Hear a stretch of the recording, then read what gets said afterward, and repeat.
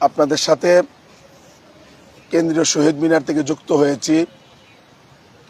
আপনারা জানেন যে আমরা গতকালকে বিভিন্ন রাজনৈতিক দলের নেতৃবৃন্দের অনুরোধের প্রেক্ষিতে আমরা আমাদের পূর্ব নির্ধারিত যমুনা অভিমুখে পদযাত্রা কর্মসূচিটি স্থগিত করেছি এবং আজকে আমাদের দুপুর 2টা থেকে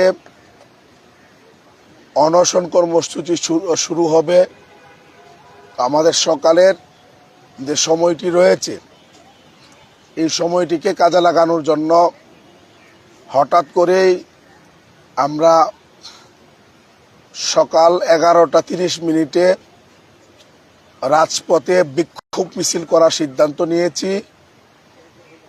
আমরা ঠিক 11টা 30 মন্ত্রণালয়ের সভাকক্ষে শিক্ষা উপদেষ্টার আন্দোলনরত শিক্ষার্থীদের প্রতিনিধিদের সাথে অসৌজন্যমূলক আচরণ এবং 20% বাড়ি ভাড়া, 1500 টাকা মেডিকেল ভাতা এবং কর্মচারীদের জন্য 75% উৎসব ভাতার প্রজ্ঞাপন অবিলম্বে জারির দাবিতে শহীদ মিনারে 11টা 30 আমরা বিক্ষোভ মিছিল নিয়ে আমরা বের হব। আপনারা যারা যেখানে আছেন অবশ্যই 11টা 30 মধ্যে শহীদ মিনারে চলে আসবেন এবং ঢাকা এবং ঢাকার আশেপাশের যারা শিক্ষক আছেন, যারা খুব অল্প সময়ে আসতে পারেন, আপনারা 11টা 30 মধ্যে শহীদ মিনারে এসে বিক্ষোভ মিছিলে আপনারা অংশগ্রহণ করবেন। আমরা আমাদের আন্দোলনের মাধ্যমে ইতিমধ্যে সরকারকে 5% বাড়ি ভাড়া দেওয়ার ব্যাপারে ন্যূনতম 2000 আমরা সম্মত করাতে পেরেছি। এটা আমাদের প্রত্যাশা না, আমরা 20% বাড়ি ভাড়া চাই।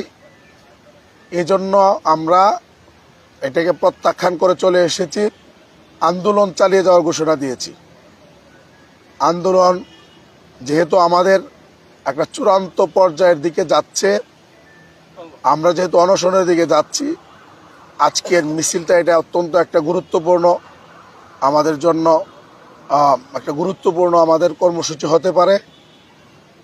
এই জন্য আপনাদের সবাইকে বলবো, আপনারা 11:30টার মধ্যে ঢাকা এবং ঢাকার আশেপাশে যারা আছেন, যাদের খুব অল্প টাকায় অল্প সময় আসতে পারেন, আপনারা অংশগ্রহণ করবেন। আমরা আজকে কুকুরের সাথে এই শহীদ মিনারের খোলা চত্বরে জীবনের ঝুঁকি নিয়ে আমরা 6 দিন ব্যাপী এখানে জীবনযাপন করছি। আমি ফজরের সময় দেখলাম হঠাৎ করে যখন নামাজ পড়তে যাব যে আমাদের সরকারের যদিও আমাদের প্রতি কোনো সহানুভূতি নাই, আমাদের উপদেষ্টার আমাদের প্রতি কোনো সহানুভূতি না থাকলেও আমরা লক্ষ্য করলাম অবলা পশু কুকুর আমাদেরকে সঙ্গ দিতে আমাদের পাশে এসে শুয়েছেন।